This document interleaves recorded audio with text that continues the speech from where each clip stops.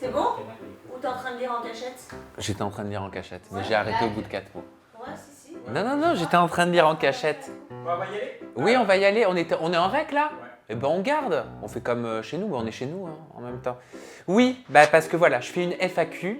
Les questions ont été sélectionnées par Marine et Capucine qui travaillent avec moi et je n'ai rien vu, vraiment rien. Donc oui, j'ai essayé de regarder un petit peu en scred ce qu'il y avait, mais je vous promets que j'ai vu que 3-4 mots sur toutes les questions qui apparaissent et que je vais les découvrir en même temps que vous. C'est pour ça qu'elle me jetait, qu'elle me disait non mais t'es sérieusement en train de regarder? Bref, ça fait longtemps en même temps qu'on ne s'était pas parlé comme ça en one-to-one. Donc c'est l'occasion de faire un point et que je réponde à plusieurs questions que vous m'avez posées.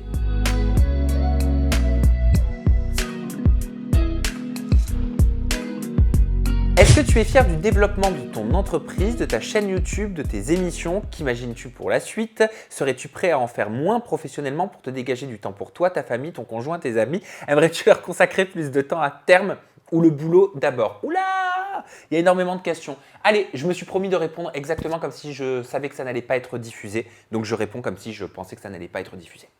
Alors, est-ce que tu es fier du développement de ton entreprise et de ta chaîne YouTube, de tes émissions? Grave. Franchement, ça m'arrive parfois de réaliser tout le chemin que j'ai parcouru et je me dis, mais c'est quand même incroyable quoi. Tu pars de rien en fait. Personne t'a aidé, personne de ta famille ou de tes amis était dans ce milieu-là. Il n'y a personne qui t'a mis les pieds dans l'axe pour pouvoir essayer de faire quelque chose dans ce domaine de la télévision, des réseaux sociaux, etc. Et pourtant, tu l'as fait. Et des fois, je me dis, des fois, je me dis comment j'ai fait en fait. Voilà, comment j'ai fait. Mais quand je regarde les 7 années qui se sont écoulées, je me dis que j'ai pas arrêté de travailler. Vraiment, j'ai pas arrêté de travailler. C'est pour ça que je comprends certainement tes questions d'après en lien avec ma famille et mes amis. Alors, qu'imagines-tu pour la suite? Serais-tu prêt à en faire moins professionnellement? Alors, qu'imagines-tu pour la suite? Je sais pas. Là, je suis à une étape de ma vie professionnelle ou personnelle où, franchement, je sais pas ce que je voudrais demain. Je sais pas ce que je voudrais dans les semaines à venir. Je sais pas ce que je voudrais dans les mois à venir. Peut-être que je changerai tout. Peut-être que j'arrêterai tout. Peut-être que ma vie va complètement changer. À tous les niveaux. Je ferai toujours des choses de façon créative parce que j'adore la créativité, mais peut-être que tout ce que vous connaissez disparaîtra. C'est très possible. Pour autre chose. Je ne sais pas quoi. Serais-tu prêt à en faire moins professionnellement pour dégager du temps pour toi, ta famille, ton conjoint, tes amis? Oui, mais j'ai trop besoin, comme je viens de te dire, j'aurais trop besoin de me mettre dans un autre projet. Donc quoi qu'il arrive, je ferai toujours quelque chose d'autre. Je reste en boulimique du travail, mais oui, mais je me dégage du temps. Déjà, je trouve que je fais moins. Je trouve que cette année, j'ai eu l'opportunité d'accorder plus de temps à mes proches. J'ai passé plus de temps avec eux. Mes amis sont plus venus sur Paris. J'ai eu plus mes proches au téléphone. Il y a du progrès. Combien y a-t-il de personnes dans ton équipe? Alors, cette question, elle n'est pas évidente parce que tout dépend si on parle des personnes qui travaillent H24 au bureau sur Paris, des chroniqueuses, des maquilleuses. Mais grosso modo, pour la faire claire et pour la faire simple, au bureau sur Paris en permanence, on est entre 3 et 4. Antoine au montage, caméra, Marine, édito, programmation, Capucine à l'édito avec moi. Ensuite, j'ai Ghislain qui travaille depuis plusieurs années avec moi, qui est sur les montages. Lui, il est basé dans le sud, il a grave de la chance, il profite du soleil et en même temps, il fait des montages en parallèle. Après, je travaille avec 2 maquilleuses, il y a Justine, il y a Sandra. Et au niveau des chroniqueurs, au moment où je suis en train d'enregistrer cette vidéo, il y a Anissa, il y a Jinda, il y a Hermano. Et ça m'arrive de faire de temps en temps des tests chroniqueurs, voilà, parce qu'on a besoin d'être une équipe de 4 chroniqueurs à l'avenir pour pouvoir tourner de façon saine et pour la pérennité de l'émission. Est-ce que tu vas reprendre les interviews? Alors, j'ai jamais arrêté les interviews. Les interviews, je continue d'en faire. Certes, j'en ai fait beaucoup moins cette année et c'était une volonté. Je m'étais fixé pour… En fait, je fais partie de ceux qui se disent qu'on ne peut pas exceller de partout, dans tous les domaines, en même temps, au même moment. Il faut faire des choix. Pendant plusieurs années, j'ai mis tout mon temps pour les interviews. Et quand Aja a eu 1 an, je me suis dit, pour la 2e saison d'Aja, je veux vraiment me mettre en focus sur Aja, développer Aja. Et pour pouvoir me mettre en focus et développer Aja, il fallait que j'accorde du temps à Aja et que je puisse y mettre toute mon énergie. Pour ceux qui me connaissent très bien, vous savez que c'est un petit peu tout ou rien. Et en l'occurrence, quand je veux vraiment développer un projet, il faut que je donne tout. Et donc, c'est ce que j'ai décidé de faire pour cette 2e saison d'Aja. On a donc pris la décision avec les personnes avec qui je travaille de mettre provisoirement, de faire une pause un petit peu sur les interviews pour pouvoir développer Aja, même si les interviews, le rythme des interviews que j'ai fait me manque beaucoup. les histoires de vie, les parcours de vie, les interviews en toute intimité me manquent, mais croyez-moi, j'ai plein de projets, j'ai plein de nouveautés à vous offrir, à vous proposer prochainement, j'espère. Ensuite, est-ce que c'est dur pour toi, Sam, de gérer le côté patron avec tes relations amicales? Alors, j'imagine que dans ta question, tu penses de comment je gère la proximité qu'on a avec les personnes avec qui je travaille, avec les chroniqueuses ou avec les personnes du bureau et le fait que je sois le boss, quoi. J'imagine que c'est ça. En fait, je me pose pas la question. Je te cache pas que tout se fait extrêmement naturellement. J'ai la chance de travailler, je parle dans la cellule bureau. Là, je ne parle pas des chroniqueurs, ce sera un autre sujet après, avec des personnes intelligentes qui ont les pieds sur terre et qui savent, mais de façon extrêmement pertinente, faire la part des choses entre le côté patron et le côté on s'entend bien, on rigole, on peut même partager des moments vie, se raconter ma vie, je me suis fait larguer, j'ai pleuré, j'ai chialé, ça fait partie de la vie. Il y a un respect, il y a un véritable respect et une véritable intelligence du bureau et du travail qui est instaurée sans que je fasse, j'ai l'impression, quoi que ce soit. Voilà, la bonne ambiance est là, les rires sont là, l'intimité est là et pourtant il y a ce respect, ce grand respect qui est là. Et ça, franchement, je suis très fier parce que je sais que ce n'est pas donné à tout le monde et je sais qu'il y a des gens qui ont du mal. Mais nous, on a vraiment cette chance au bureau. Donc ça, grande fierté. Ensuite, au niveau des chroniqueuses, je crois que c'est la même chose. Après, moi, vous le savez, je ne suis pas le genre de personne qui va faire des restos toutes les 4 matins, qui va en soirée, qui va faire des pyjamas parties, etc. avec les personnes avec lesquelles je travaille. Je trouve que c'est important de savoir faire la part des choses pour ne pas tout mélanger. C'est d'ailleurs le conseil que j'ai donné depuis la première d'âge aux chroniqueuses. Je leur ai dit, quand j'ai commencé à voir, attends, ça fait des restos, ça part, machin, chez l'un, chez l'autre. Je leur ai dit, pap, écoutez mon expérience. Je vous conseille de continuer d'avoir des rapports professionnels. C'est super de bien vous entendre, mais attention à ne pas tout mélanger parce que pour l'instant, tout est rose, tout est parfait, tout est génial. Mais un jour, tout ne sera plus rose, tout ne sera pas parfait, tout ne sera pas génial. Et ça devient plus compliqué quand on s'ingère comme ça de façon un peu plus dans la vie des gens. C'est plus dur après pour mettre des barrières, pour mettre des freins et pour revenir en arrière souvent. Donc ça, c'est les conseils que mes parents m'ont donnés et que je donne, que je continue de distiller. Mais après, on est tous des personnes intelligentes, on travaille en bonne intelligence et j'ai vraiment cette chance-là. Salut Sam et mille merci pour ta bienveillance constante. Ma question est simple. Quelle est l'interview parmi toutes celles que tu as faites qui t'a le plus touché? Il y en a deux comme ça qui me viennent. La première parce qu'elle m'a marqué déjà. Elle m'a touché pour plein de raisons. Elle m'a touché sur le moment en tant qu'intervieweur. Elle m'a touché professionnellement parce que derrière, il y a eu de l'impact. Elle m'a touché donc personnellement aussi par la suite parce que cet impact professionnel a eu un impact personnel aussi. C'était l'interview avec Natania, la toute première qui s'appelait Very Bad Trip. Voilà, cette interview m'a transporté dans tout un univers parallèle auquel je ne m'attendais pas forcément. C'est une interview que j'aurais pas eu le courage de faire avant que je la fasse parce que j'aurais eu peur des retours des productions, j'aurais eu peur des retours des candidats. J'avais raison d'avoir peur parce que j'ai été boycotté par la suite, parce qu'il y a plein de candidats qui n'ont plus voulu venir derrière en mode oui, tu fais en sorte de cracher sur la production, etc. Pas du tout, non. J'ai écouté juste une jeune femme qui nous raconte son expérience. Si ça se passe bien pour toi, tant mieux. J'ai eu des interviews où ça a été relaté des milliards de fois, où ça s'est bien passé. C'est le droit d'une personne que d'exprimer son ressenti, son émotion et son recul par rapport à un tournage. Et étonnamment, la deuxième interview qui m'a marqué, c'est Aurélie d'Autremont.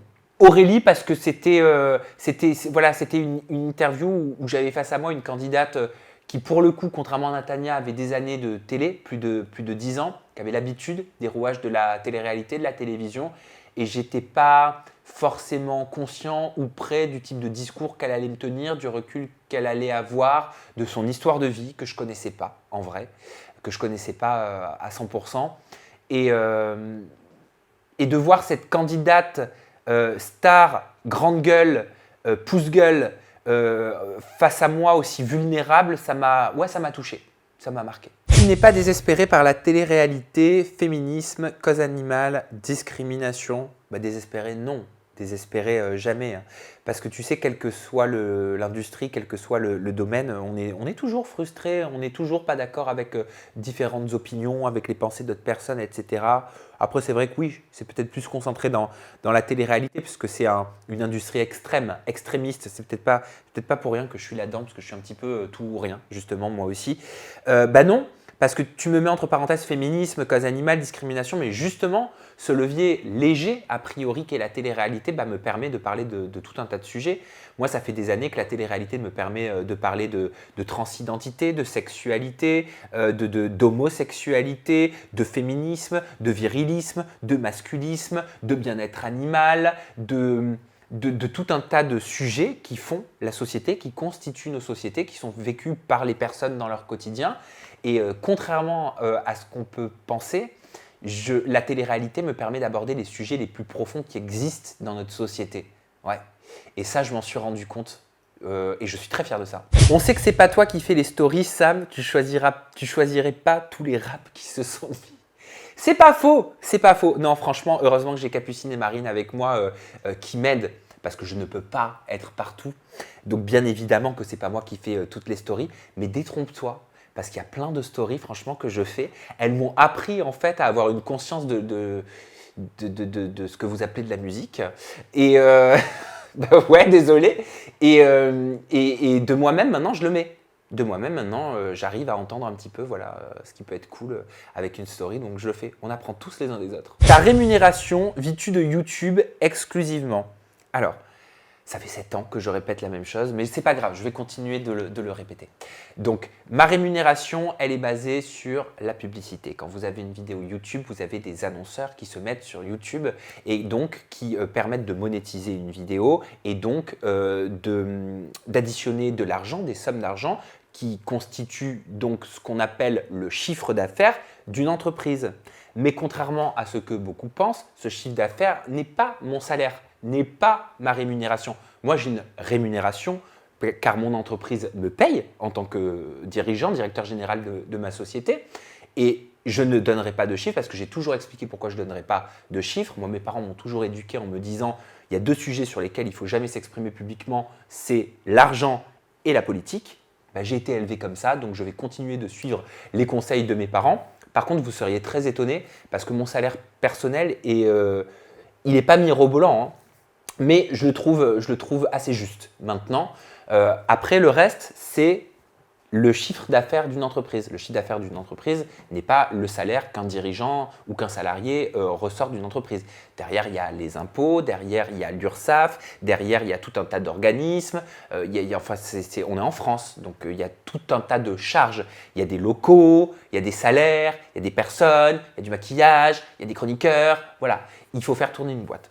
Donc, je fais tourner ma boîte et j'en suis très fier, en grande partie grâce à la publicité. La publicité, elle se caractérise soit au travers des annonceurs YouTube, soit au travers des annonceurs particuliers qui vont demander de la publicité, qui vont envoyer des mails ou qui vont me contacter pour solliciter ma personne et mon contenu et ma plateforme pour promouvoir leurs produits. J'en fais très peu. Ou alors, vous avez dû remarquer que je tourne en annonceur particulier, qu'avec les mêmes marques pour l'instant. J'aimerais beaucoup me diversifier, j'aimerais beaucoup en faire d'autres. C'est des discussions qu'on a en équipe. Notre mot d'ordre, c'est la qualité et la qualité. C'est tout. Est-ce que tu aimerais créer ta propre télé-réalité sur YouTube ou télé? Plus maintenant. Ouais, j'avais envie avant, j'avais des concepts. Non, plus maintenant. C'est-à-dire, si je crée quelque chose, ce sera, je ne sais pas encore quoi, mais ce sera complètement ailleurs. Ce sera, je ne sais pas quoi, mais ce sera complètement ailleurs. Je vous dis, là, je suis au stade où je ne sais pas ce que je ferai demain. Je ne sais plus ce que je veux faire demain. Voilà, j'adore ce que je fais, mais je ne sais pas ce que j'ai envie de faire demain. Je suis en pleine restructuration psychologique de tout un tas de choses, je vous le dirai, hein. Mais pour l'instant, je ne vais pas vous mentir, je ne sais pas de quoi sera fait demain. Tout peut arriver. Quand un public AJA, je veux vous rencontrer et passer un AJA avec vous. Mais j'adorerais avoir un public AJA. Mais pour avoir un public AJA, il faut des locaux beaucoup plus grands. Et ça se gère, hein. Un public est seul, en tout cas à notre échelle. Je ne suis pas quelqu'un qui voit les problèmes avant les solutions, mais seul, ça risque quand même, il ne faut pas se leurrer, d'être compliqué.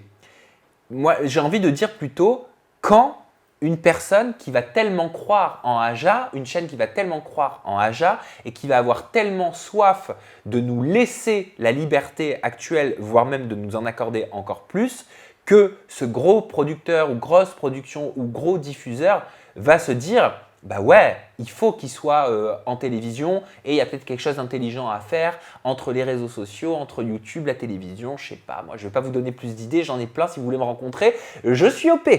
Comptes-tu faire une nouvelle rubrique dans Aja? Je compte toujours faire des nouvelles rubriques dans Aja. Et je pense que si vous me posez la question, c'est parce que vous le voyez. On teste, hein. Moi, je vous le dis, et je le dis depuis des années, ma chaîne YouTube, je la considère exactement comme une plateforme, un laboratoire dans lequel je peux tester tout un tas de choses. Et Aja, c'est la même chose. J'ai la chance pour l'instant, c'est une chance de ne pas être sur une méga grande chaîne où on n'a pas droit à l'erreur. D'ailleurs, on a droit à l'erreur de partout et je continuerai de tester, je continuerai de me tromper, je continuerai d'avoir des succès, je continuerai d'avoir des échecs, je continuerai d'être très haut, je continuerai de tomber parce que c'est la vie, c'est comme ça et vous verrez que des rubriques, des chroniques, des chroniqueuses, des chroniqueurs, des départs, des je reviens, des je reviens pas, il y en aura plein, ça fait partie de la vie, voilà, c'est comme ça. Tu peux nous raconter un imprévu drôle ou pas qui s'est passé juste avant le tournage d'un Aja s'il y en a? Alors drôle ou pas, je ne sais pas si ce sera drôle, mais on va dire un plantage. Bon, ça arrive, hein. Ouais, dernièrement, il y a Nathan qui nous a planté sur une émission. Il devait venir la veille, ouais, je viens, bien sûr, bien sûr, bien sûr. Le lendemain, bah, pas de nouvelles, pas un message, pas de désolé, j'annule, je ne peux pas venir, rien du tout. Voilà, c'est pas pour incriminer Nathan, parce qu'attention, là, c'est le premier nom qui me vient parce que j'ai la question. Il y en a eu d'autres, il y en aura d'autres demain. Ton top 3 des invités que tu as préféré recevoir sur Aja. Alors, comme ça, je dirais Lucie Mariotti. Lucie Mariotti, ça a été un réel plaisir. J'avais l'habitude de faire des interviews en toute intimité avec elle, qui m'apportent énormément et qui apportent énormément aussi aux personnes qui nous regardent, je le sais, par rapport à vos retours.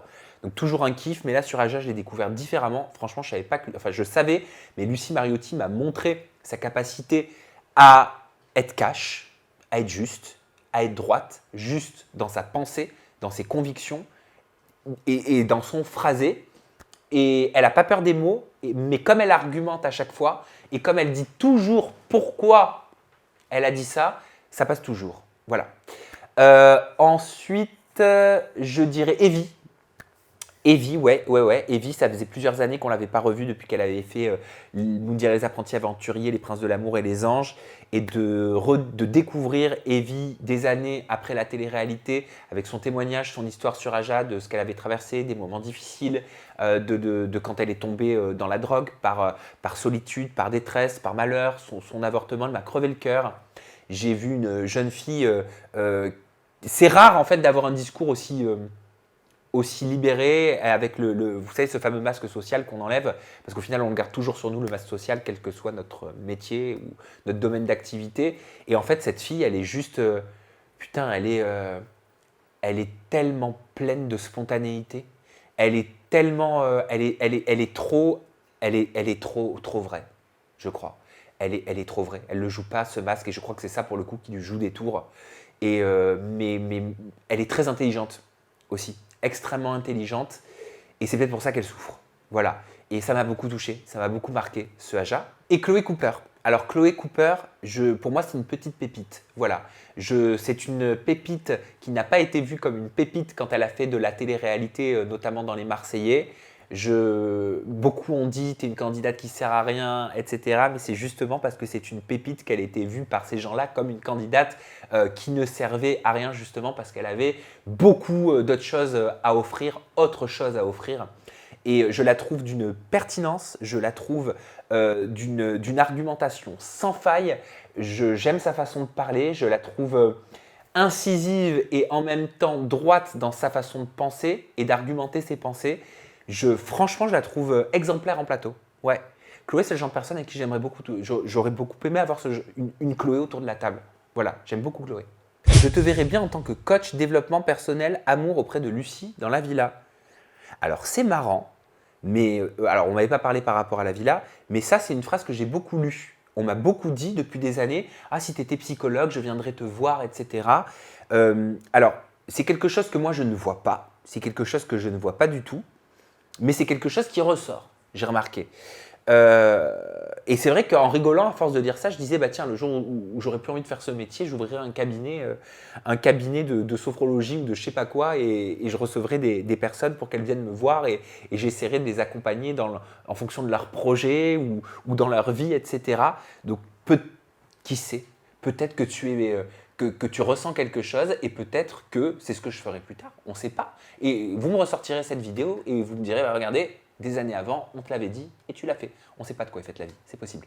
Serais-tu d'accord pour être chroniqueur sur TPMP s'il te propose un jour Alors, si je suis honnête pour la visibilité télévisuelle qui pourrait apporter… je ne sais même plus en fait si ça apporte quelque chose de passer à la télé de nos jours.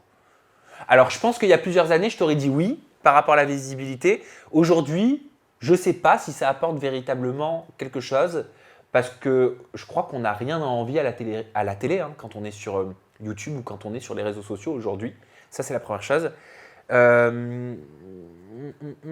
J'aurais peur d'être dans une équipe, dans une bande, avec plein de personnes, mais en même temps, l'exercice m'exciterait, l'exercice me plairait. Donc, connaissant ma personnalité, je pense que je dirais oui, parce que j'aurais l'impression de faire une connerie si je disais non, mais je ne suis pas sûr que je ferais long feu.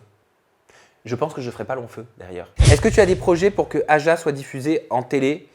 Des projets, j'avais démarché, comme je vous l'avais dit, il y a plusieurs mois. Alors déjà, au niveau du quand il y a eu le premier confinement, j'avais traversé, comme tout le monde, comme beaucoup en tout cas, une période un petit peu de détresse où j'avais peur, où j'avais l'impression qu'il fallait que je sois accompagné pour pouvoir aller plus loin. Et donc, j'avais démarché, j'avais rencontré pas mal de boîtes de production.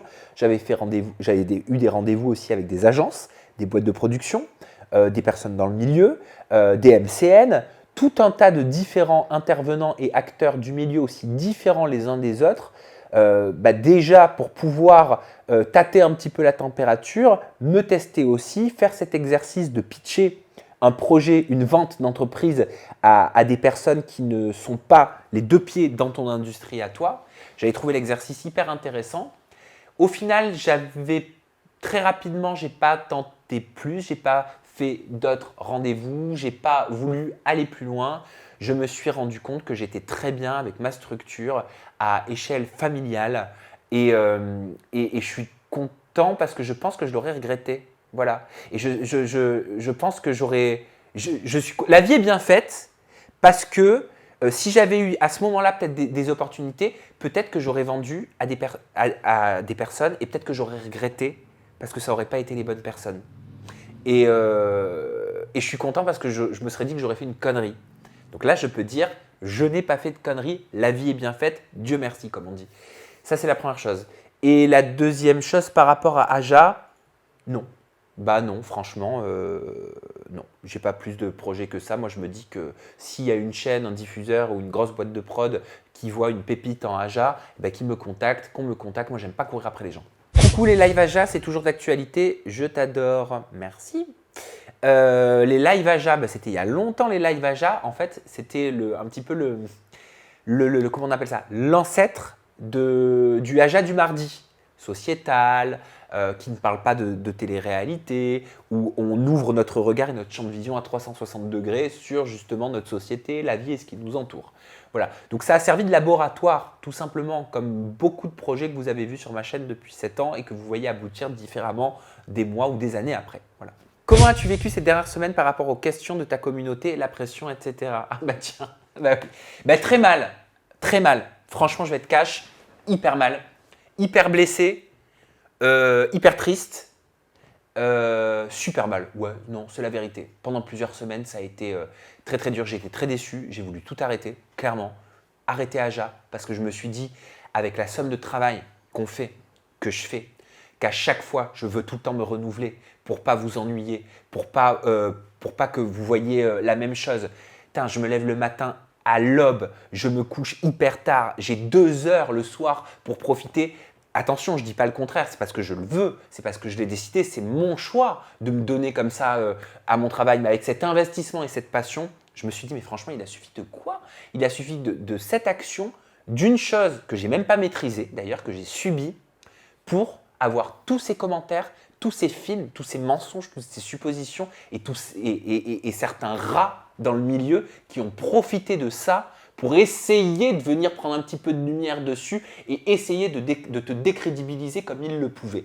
Franchement, ça m'a grave blessé, mais en fait, maintenant que les semaines sont passées et que les mois surtout sont passés, ça m'a renforcé, ça m'a appris comme jamais Ça veut dire que si demain je suis face à une situation similaire ou à échelle similaire, je saurais exactement comment l'appréhender et aujourd'hui je sais que je parle et que je dis ce que je veux, quand je le veux, en fonction de si je suis prêt ou pas. Basta. Et heureusement, oui, non, mais oui, non, désolé. Non, ils se disent, en face de moi, ils sont là.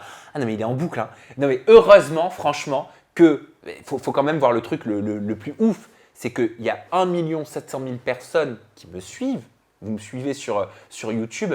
C'était une poignée. Mais on a tendance, encore une fois, à ne retenir que la poignée, alors que les millions d'autres personnes ou de commentaires, je ne les voyais pas. Mais merci à vous, croyez-moi, je les ai vus. Es-tu pleinement épanoui à ce jour dans ta vie professionnelle ainsi que personnelle? Alors, épanoui professionnellement, oui, beaucoup plus qu'avant, parce que moi, vous le savez, j'aime travailler en équipe, j'aime travailler avec des gens, j'aime rire et tout la journée quand je viens au boulot. Je me dis, je suis content de retrouver les personnes avec qui je kiffe et avec qui je prends du plaisir à travailler. Donc, beaucoup plus épanoui professionnellement. Personnellement aussi, ça y est, j'ai passé l'achat de mon appartement avec mon copain, j'ai passé les travaux, bon même s'ils ne sont pas encore complètement finis parce que ça a été un enfer monumental, ça l'est encore, tout n'est pas terminé, je ne savais pas que ça allait être à ce point difficile, mais en fait l'année qui s'est écoulée a été très dure parce qu'en plus du travail, en plus de tous les problèmes qu'il y a eu et que vous avez vu également sur les réseaux sociaux qui psychologiquement étaient durs, on en a parlé avant, il y a eu le déménagement, il y a eu donc l'achat, le déménagement, la gestion des travaux, toute la crise sanitaire qu'on a traversée en même temps, tout ça, voilà, ça n'a pas été évident, comme beaucoup, bien sûr, mais voilà, donc personnellement, ouais, si, franchement, ça va, mieux que l'année d'avant, j'étais plus en dépression l'année d'avant, je crois que ça va mieux, je crois que je suis sur une pente comme ça. Tu aimerais adopter un enfant? Eh bien, bizarrement, non, je ne sais pas si c'est bizarre, mais je commence à y penser, ouais, oui, c'est la vérité, je commence à y penser. Alors c'est bizarre, mais je me suis retrouvé à commencer des petites recherches pour déjà essayer de voir des témoignages et savoir ce que des personnes donc, dans ma situation de minorité sexuelle, comme on l'appelle, font quand ils veulent des enfants. Donc j'en suis au tout début parce que je ne connais pas, c'est un univers que je ne connais pas du tout, je ne sais pas quelles sont les démarches, etc. J'ai cru comprendre que c'était le parcours du combattant, mais j'avoue que je me surprends à commencer à faire des recherches dans ce sens-là. En tout cas, des recherches au niveau des témoignages de personnes comme moi, voilà, qui ont adopté. Donc, je ne sais pas quand, mais ouais, j'y pense. Ça me fait peur en même temps. Et ça me fait même peur d'y penser. C'est-à-dire que moi-même d'y penser, je me dis, oula, tiens, pourquoi tu es en train de faire une recherche là-dessus? Mais c'est trop bizarre. Mais non, normalement, tu avais toujours dit que tu ne voulais pas d'enfant. Pourquoi? Tu vois? Alors, moi-même, ça me chamboule parce que je me dis, mais pourquoi tu fais ça? Ça me fait peur. Mais en même temps, je sais pas, j'ai peur. En même temps, je trouve ça égoïste de faire des enfants. Donc je me dis, d'adopter un enfant, c'est… Attention, je ne critique pas toutes les personnes qui font des enfants, bien évidemment, mais après, on est beaucoup sur cette planète. On ne sait pas quel avenir on va laisser à nos enfants. Bon bref, ça c'est un sujet philosophique, me laissez pas rentrer là-dedans, c'est pas bon. Mais j'espère que j'ai répondu. Bonjour Sam, je trouve que tu es une personne inspirante. Quelles sont les personnes qui, toi, t'inspirent? Voilà, je me réexplique encore ou je redis le même texte depuis 7 ans? Non, allez, je vais le faire, je vais pousser un petit peu. Et puis, il n'y a pas que Britney, bien sûr. Britney, déjà, parce que ça vous saoule de m'entendre à chaque fois, c'est le même discours depuis 20 ans, mais c'est pas grave, je vais le dire quand même. Mais oui, mais je suis désolé, mais pour moi, c'est une icône planétaire. Elle peut plus, elle dit Marine, en fait, je peux plus entendre ça, mais je m'en fous, je le dis. C'est une icône planétaire et je suis inspiré par la simplicité de cette nana. Voilà, j'ai le droit de le dire? La nana, elle est simple. C'est une méga star, d'accord? Multimillionnaire, tout ce que tu veux. Elle n'a plus rien à prouver. Elle est simple, elle reste simple. Elle s'en fout du star system, elle s'en fout au final de la célébrité. Elle l'a fui, la célébrité, on l'a forcée, on l'a mise là, elle n'avait rien demandé. Tu vois ce que je veux dire? Et je trouve ça hyper inspirant, sa simplicité, la profondeur de ses textes. Et d'ailleurs, son livre, son autobiographie, je l'attends avec grande impatience. Voilà, moi j'aime ça. J'aime les gens qui réussissent et qui savent rester simples. Voilà, les autres qui pètent plus que leur cul, ça m'énerve. Et ensuite, qui m'inspire? Ma mère m'inspire beaucoup. Bah oui, mais je sais que ça fait cliché de dire ça. Mais ma mère m'inspire beaucoup parce que ma mère, c'est une personne qui et je crois que je tiens d'elle, qui est pas dans le conflit, qui est pas dans le clash. Non mais c'est la vérité, ça en dit long aussi sur ma personnalité. Tu me vois pas, tu sais, sur les réseaux sociaux. Alors faut vraiment m'avoir poussé à bout. Hein. Mais voilà, elle m'a toujours dit franchement, reste indifférent. J'ai beaucoup vu ma mère aussi, même parfois, qui était moquée, hein, justement parce qu'elle, soi-disant, elle ouvrait pas assez sa bouche ou elle disait pas assez non. Mais ma mère, c'était quelqu'un qui faisait pas de vagues. Et je trouve ça tellement plus chic. Si tu étais hétéro, qui serait ton idéal féminin parmi les influenceuses? Adixia. Ouais, je la trouve sexy, Adixia. Je la trouve jolie, je la trouve mignonne. Mais je l'ai toujours dit, je crois. Non, vraiment, Adixia, je pense que ça aurait pu être mon genre de nana. Voilà. Après, elle ne m'attire pas du tout, je vous rassure. Mais je reconnais son physique. Bah ouais, non, mais moi, je me considère normal, en fait. Si j'étais hétéro, je me trouverais pas normal. Tu m'imagines sortir avec une meuf, Marine? Oui. Non. Si. Tu m'imagines en meuf ouais, je t'emmène au resto. Non mais tu me verrais avec une meuf? Bah oui. Ah non, pas moi. Ah, ce serait pas normal pour moi. Je te vois bien goûter des mignons. Ah ouais, non. Ah, je peux pas. J'aurais l'impression d'être lesbienne. Je peux pas. Je suis désolé. Je pourrais pas. Je pourrais pas. Parmi tous les influenceurs, quel est ton idéal masculin? Un peu plus simple à répondre, mais c'est normal, c'est ma normalité à moi. Là où certains voient du vice, moi j'y vois ma normalité. Jonathan Matijas, je le trouve très beau. Non, c'est vrai, Jonathan Matijas, je le trouve très très très très beau. Dites-moi des noms de candidats de télé-réalité, je réagis. Benji. Ouais, Benji Sam. Oui, il est très mignon. Mais comme je suis 1m86, je suis désolé, ça doit faire 20 ans qu'il est dans ça. Mais il s'en fout maintenant, il est maqué. Il va être père de famille et tout, il s'en fout. Julien Tanti. Oh, Julien Tanti. Moi, je reconnais qu'il est beau garçon, hein, Julien Tanti, mais... Non, mais voilà. Oui, il est beau garçon, Julien Tanti. Mais côté tcha-tcha, qui parle comme ça, je sais pas si je pourrais. Tu vois? Thibaut Garcia. Thibaut Garcia. Très sexy, mais je préfère son frère Quentin. Ah ouais. Ah, Quentin Garcia est pas mal. Hermano. Hermano, je vous ai déjà dit, je suis pas lesbienne. Qui d'autre? Nicolas Ferrero. Ah, Nico Ferrero, il est pas mal. Ah, Nico Ferrero, il est mignon. Ah oui. Et en plus, je le trouve attachant. Vivian. Non, Vivian, non, Vivian, c'est pas mon style. Trop extrême dans la personnalité, j'assumerais pas. Abou. Abou, très beau garçon. Ah oui, Abou est très beau. Abou est très beau et très beau aussi de l'intérieur. Par rapport à ce que j'ai vu, en tout cas, et par rapport à sa bienveillance, à chaque fois que j'ai pu le rencontrer. Abou, très très beau garçon, hein, vraiment. Ouais, c'est le genre de mec qui m'aurait plu. Qui d'autre? Jonathan Germain. J'aime bien cette séquence, on continue. Jonathan Germain, très très très très beau garçon, peut-être un peu trop beau garçon, tu vois. Ça manque de... Adé. Adé, maintenant que j'ai vu toute son anatomie, je ferai comme dans la pub, tu vois. Adé, tu connais pas la pub? Non, vous connaissez pas? Adé, je sais pas si ça passerait.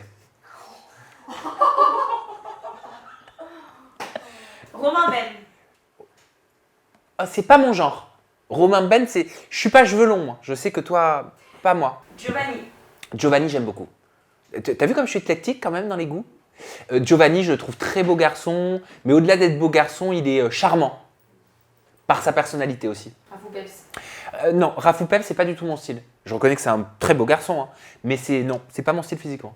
Penses-tu avoir encore des troubles alimentaires? Alors, je fais attention à ce que je dis, parce que vu que toutes les personnes en face de moi, il y en a 3, il y a Antoine, Marine et Capucine.